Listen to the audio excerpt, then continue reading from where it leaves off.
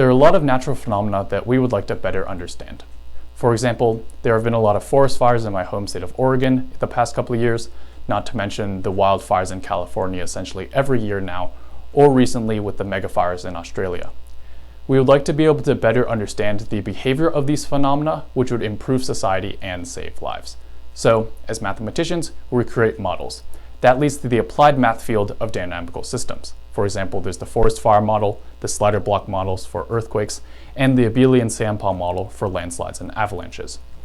All the models I just mentioned share a theoretical property called self-organized criticality, or SOC, considered one of the processes by which complexity arises in nature. SOC is also seen in models of financial markets, neural systems in the brain, and evolution and species extinction. As a result, SOC is instrumental to the study of dynamical systems, especially how they relate to real-world phenomena. Historically, the abelian sandpile model, the focus of my research, was the first model discovered to have SOC. In fact, SOC was defined using the abelian sandpile model as a guiding example.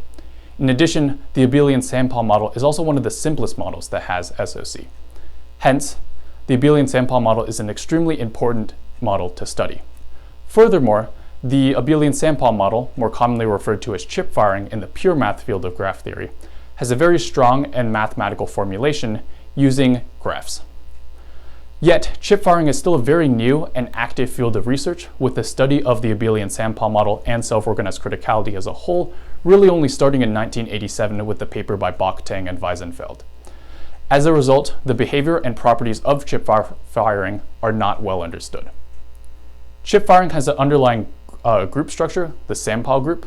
It's amazing that a model from applied math secretly has a group structure, a concept foundational to abstract algebra.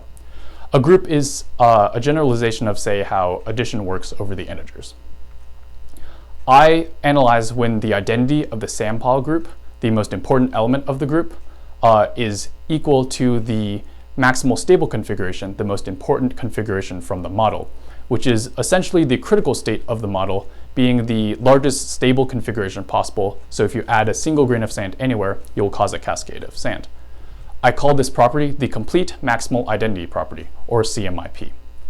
And even though this property seems so natural and I was able to prove so many interesting and foundational results, the CMIP has never been investigated before. It was defined for the first time in this project. So in this project, I first looked at which graphs have the CMIP, and I proved that various widespread and important families of graphs, such as trees, odd cycles, and complete graphs, have the CMIP. I also proved that given any graph, there exist infinitely many graphs derived from adding trees to it that have the CMIP. From a more theoretical standpoint, I look at necessary conditions for the CMIP, and using this approach, I find a way to generalize the property to the complete identity property, or CIP. Using and investigating this property, I find even more families of graphs that have the property, including complete bipartite graphs. I also find an extremely interesting relationship between the CIP and bipartite graphs. This research can open the door to a deeper understanding of the abelian sandpile model and self-organized criticality, which would have impacts on our understanding of dynamical systems, natural phenomena, and our world as a whole. By understanding how the model works, we can better predict when such dangerous natural phenomena like landslides occur, ultimately improving society and saving lives.